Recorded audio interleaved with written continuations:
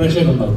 അവർക്ക് വേണ്ടിയാണ് ചോദിക്കുന്നത്. കാരണം ഇതേപോലെയുള്ളവർ ഇത് ആദ്യമായി നടക്കുന്ന ഒരു ഇൻസിഡന്റ്, ഒരു സിനിമയെ നശിപ്പിക്കാൻ വേണ്ടിയിട്ട് ഇത് പെയ്ഡായിട്ട് ചെയ്യുന്നവരുണ്ട്. അല്ലാതെ അവർക്ക് തോന്നുന്ന അഭിപ്രായം പറഞ്ഞ് മറ്റുള്ളവരെ തെറ്റിദ്ധരിപ്പിക്കുന്നവരുണ്ട്. അവർക്ക് വേണ്ടിയിട്ടും അല്ലെങ്കിൽ സിനിമ കാണാൻ ആഗ്രഹിക്കുന്ന പ്രേക്ഷകർക്ക് വേണ്ടി ദിലീപ് എന്താ പറയാനുള്ളത്? എൻ്റെ സിനിമ ഇറങ്ങിക്കഴിഞ്ഞാൽ ഈ പരിപാടി തുടങ്ങിയിട്ട് കുറെ കാലമായി. ലാസ്റ്റ് ഇറങ്ങിയത് ഇതിനു മുമ്പ് ഇറങ്ങിയ സിനിമയുടെ പ്രിൻസസ് ഫാമിലി. ആ സിനിമയ്ക്കും സംഭവിച്ചത് നിങ്ങളെല്ലാം കണ്ടതാണ്.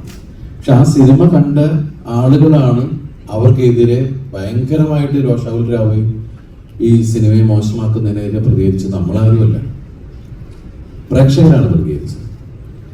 ഈ സിനിമ ഒരു ലോജിക്കില്ലാത്തതാണ്, ഇത് വെറുതെ ആഘോഷിക്കാനുള്ളതാണ്, ഇതിൽ മഹത്തരമായ കഥയില്ല എന്നെല്ലാം നമ്മൾ പറഞ്ഞിട്ടൊക്കെയാണ് ഈ സിനിമ ഇറക്കിയിട്ടുള്ളത്.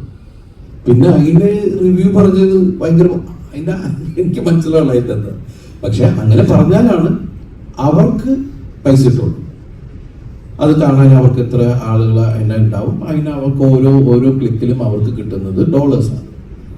അപ്പൊ അതിനു വേണ്ടിയിട്ട് അവര് ഈ സിനിമ കൊണ്ട് തന്നെയാണ് അവർ ജീവിക്കുന്നത്. പക്ഷെ നമ്മളുടെ സിനിമകളെ സ്നേഹിക്കുന്ന ആൾക്കാര് അല്ലെങ്കിൽ നമ്മുടെ സിനിമയിൽ വിശ്വാസമുള്ള ആൾക്കാര് ഒരുപാട് ആൾക്കാരും അതൊന്നും ശ്രദ്ധിക്കാതെ തിയേറ്ററിലേക്ക് വരുന്നുണ്ട്. നമ്മൾ എപ്പോഴും ശ്രദ്ധിക്കേണ്ടത് നമ്മൾ എന്ത് കഴിക്കണം, നമ്മൾ എന്ത് കാണണം, നമ്മൾ എന്ത് വാങ്ങണം എന്നുള്ള പല പരസ്യങ്ങളും നമ്മൾ കാണും. അതിൽ നിന്ന് നമ്മൾ അതിലേക്ക് പൂർണ്ണമായി പോയി അഡിക്റ്റ് ആകുമ്പോഴാണ് കുഴപ്പങ്ങൾ സംഭവിക്കുക. അതെല്ലാം കാണാം, കേൾക്കാം, പക്ഷെ എന്ത് ചെയ്യണം അല്ലെങ്കിൽ എന്ത് എടുക്കണം, എന്ത് കാണണം, എന്ത് കളയണം എന്നൊക്കെ തീരുമാനിക്കേണ്ടത് നമ്മൾ തന്നെയായിരിക്കും. അത് നമ്മുടെ വ്യക്തിത്വത്തെ ബാധിക്കുന്ന ഒരു കാര്യമാണ്.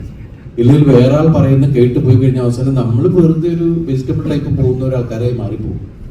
അപ്പോൾ നമ്മളുടെ ചിന്താഗതികളിൽ ആര് പറഞ്ഞും കേൾക്കാം, ആരുമായിട്ട് എന്ത് ഷെയർ ചെയ്യാം, എല്ലാം ശരിയാണ്.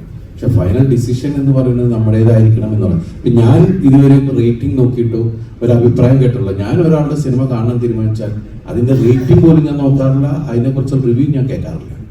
ഞാൻ പോയിരുന്ന സിനിമ കാണും, അതെന്നെ ആസ്വദിച്ചു, ചിലപ്പോൾ എനിക്കത് ഭയങ്കര ഇഷ്ടമാവും.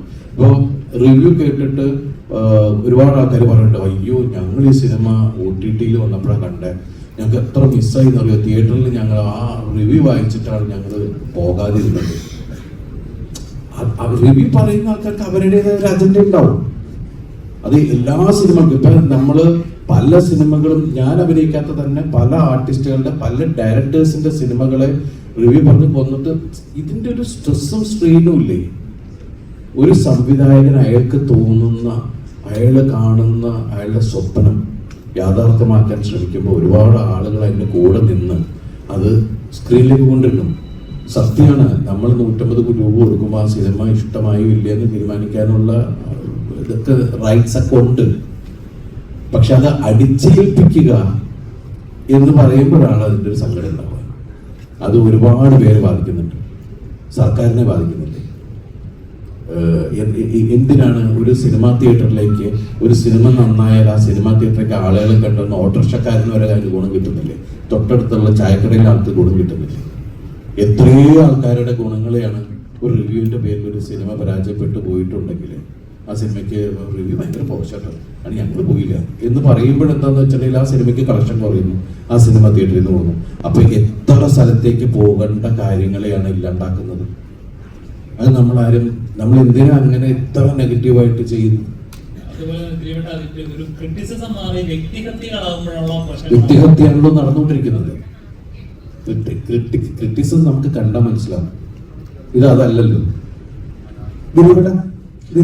ഇടയ്ക്ക് ഒന്ന് ഇടപെട്ടോടെ ചോദ്യങ്ങൾ ഒരുപാടുണ്ടെന്ന് അറിയാം, പക്ഷെ നിങ്ങളായിട്ട് നമുക്ക് സമയപരിമിതി ഉണ്ട് എന്നുള്ളത് കൂടി ഉറപ്പെടുത്തുകയാണ്.